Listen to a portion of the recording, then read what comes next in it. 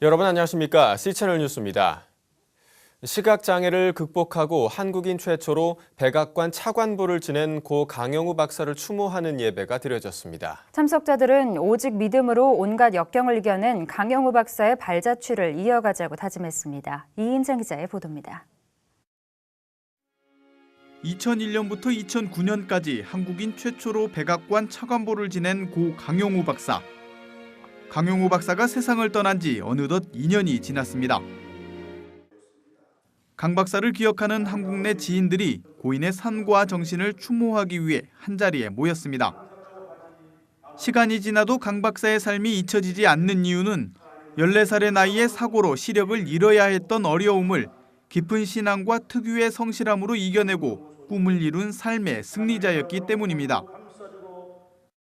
강영우 박사는 1972년 우여곡절 끝에 연세대학교에 입학해 문과대학 차석으로 졸업했으며 미국으로 유학해 한국인 최초의 시각장애인 박사가 됐습니다.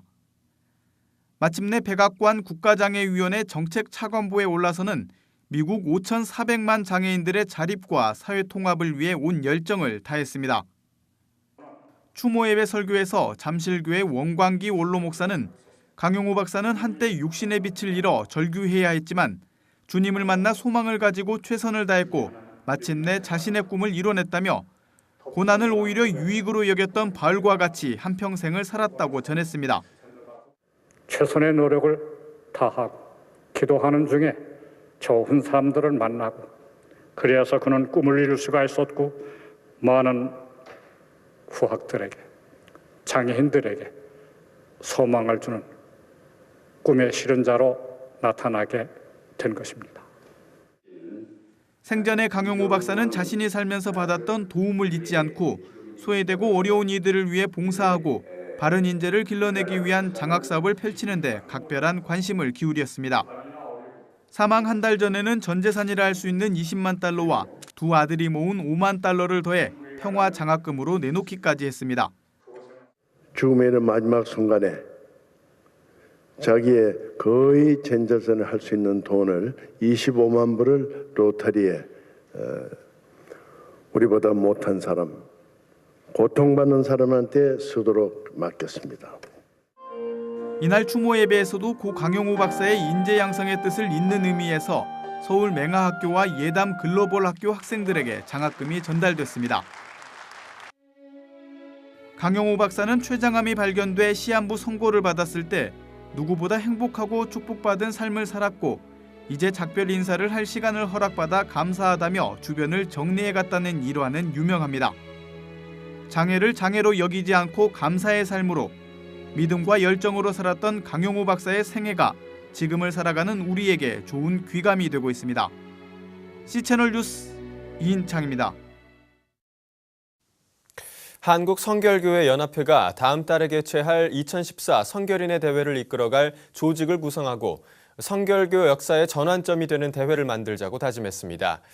2014 성결인의 대회 조직 구성 및 지도자 대회에서 기독교 대한성결교회 총회장 조일래 목사는 우리를 향한 하나님 아버지의 뜻은 거룩한 생각으로 거룩한 삶을 사는 것이라며 성결인답게 우리가 먼저 거룩함을 회복하자고 설교를 전했습니다.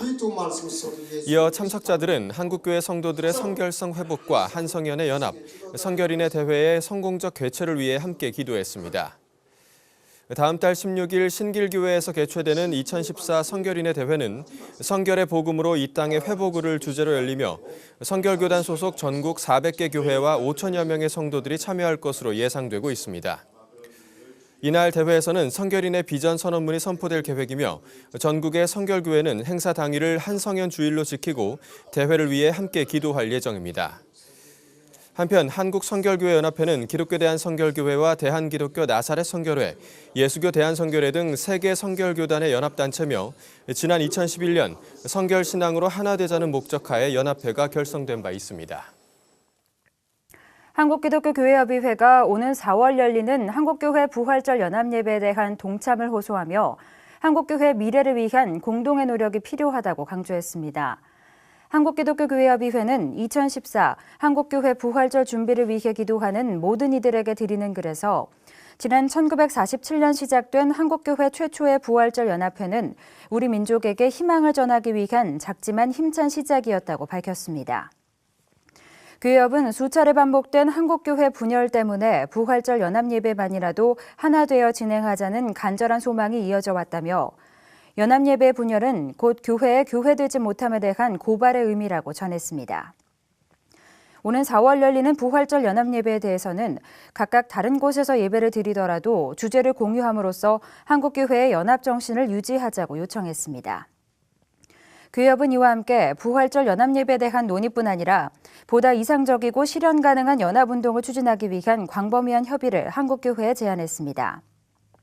한편 2014년 한국교회 부활절 연합예배는 오는 4월 20일 오전 5시 연세대학교 노천극장에서 개최될 예정입니다. 회복 가능성이 없는 환자에 대한 연명 치료를 중단하는 행위에 대해 윤리적으로는 정당하지만 법적 강제력에 의해 시행돼서는 안 된다는 주장이 제기됐습니다.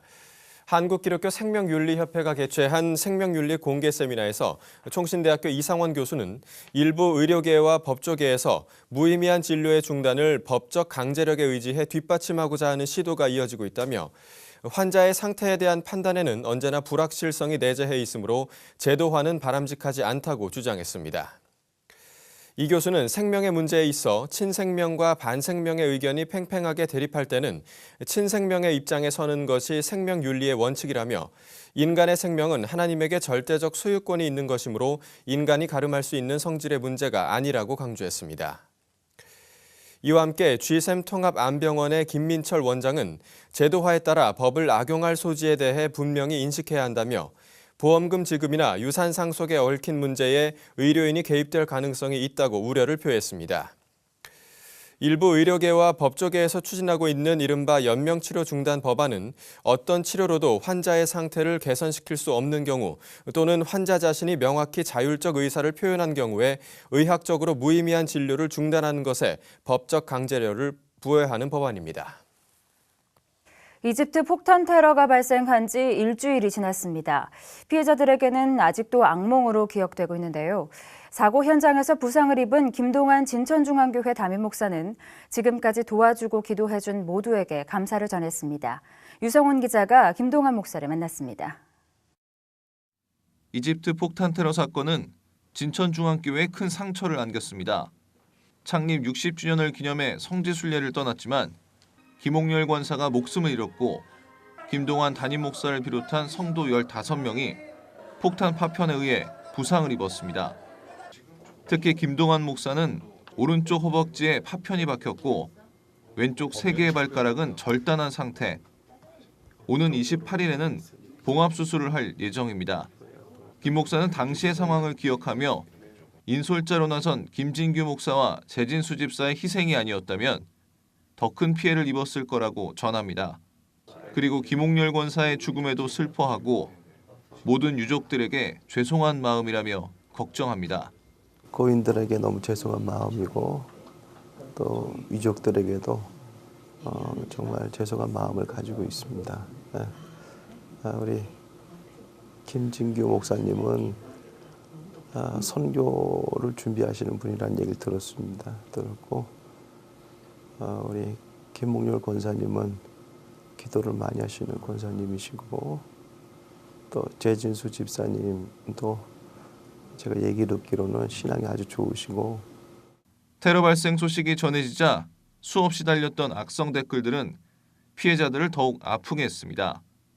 하지만 김동완 목사는 책임을 본인 탓으로 돌리며 이번 사건이 선교에 지장이 없길 바랍니다.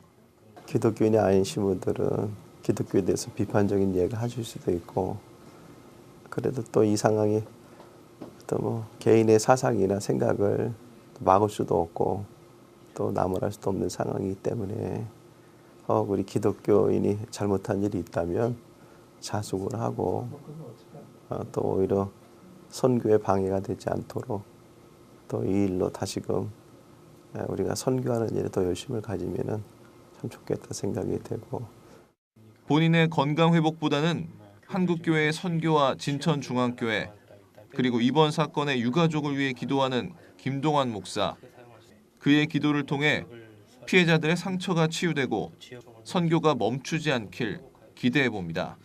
네, 이번 일로 우리 온 국민이 염려해 주시고 또 많은 도움을 주셨기 때문에 저희들이 그래도 이렇게 다친 사람도 일찍 교육할 수 있었고 또 교파를 초월해서 많은 분들이 교회에서 성도들이 계속 기도를 해주셔서 그게 우리들의 큰 힘이 된 것 같습니다.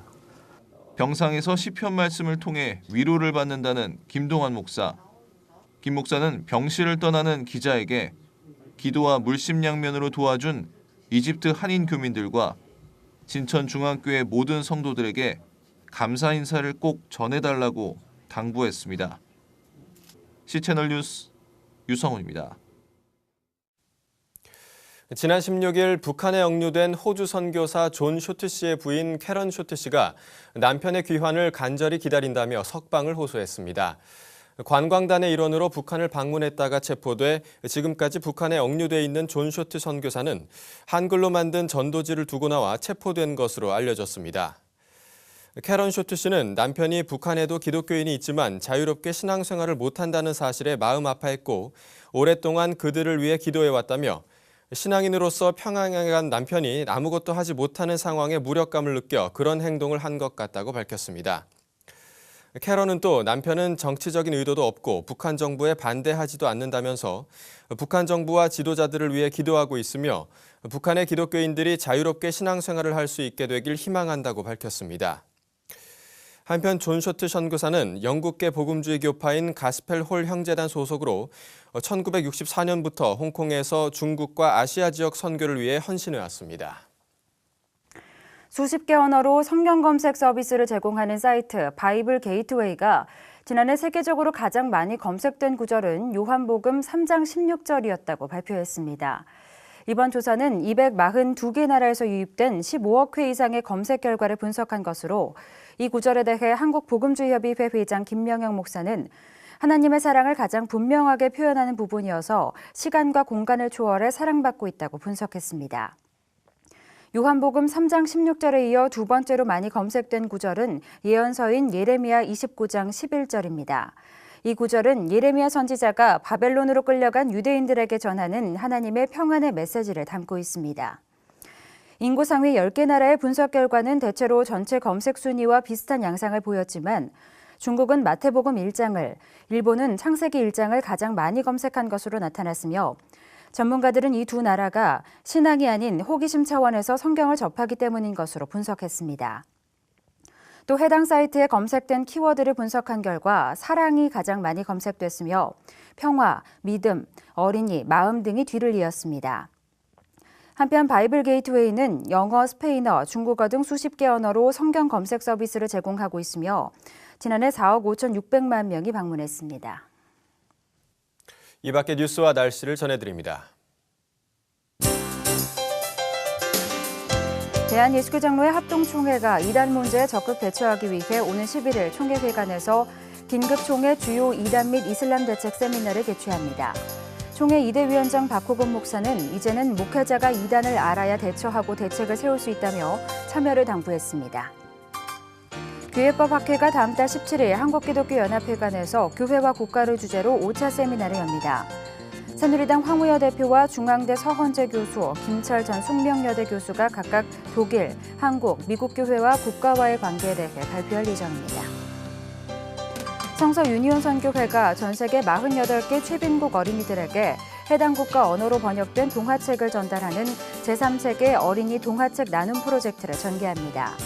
선교회는 지난해에도 캄보디아, 르완다, 세네갈, 에티오피아, 시리아, 파라과이 등 6개 나라 어린이들에게 동화책을 전달했습니다. 제22대 한국군종목사단장에 계룡대 공군 군종실장 이성일 목사가 취임했습니다. 이 목사는 취임 감사 예배에서 군종목사단장은 명예직이나 권위직이 아니라 남을 섬기는 자리라며 60만 장병을 위한 선교 사역에 최선을 다하겠다고 밝혔습니다. 날씨입니다. 새벽부터 남부지방에 비가 내리겠습니다. 제주에 최고 60mm, 많은 곳은 80mm 이상 예상되는데요. 비가 내리면서 남부지방 먼지는 모두 사라지겠지만 비가 내리지 않는 중부지방에서는 먼지가 계속 쌓이겠습니다. 건강관리 잘 하셔야겠습니다. 아침 기온은 서울, 대전 2도를 기록하겠습니다. 낮 최고 기온은 대구 13도, 서울은 14도까지 오르겠습니다. 바다의 물결은 남해와 제주도 전해상에서 1.5에서 4m로 점차 매우 높아지겠습니다. 주간 날씨입니다. 수요일은 충청 이남을 중심으로, 목요일에는 남부지방을 중심으로 비 소식이 있겠고 당분간 추위 걱정은 하지 않으셔도 되겠습니다. 뉴스를 마칩니다. 시청해주신 여러분 고맙습니다.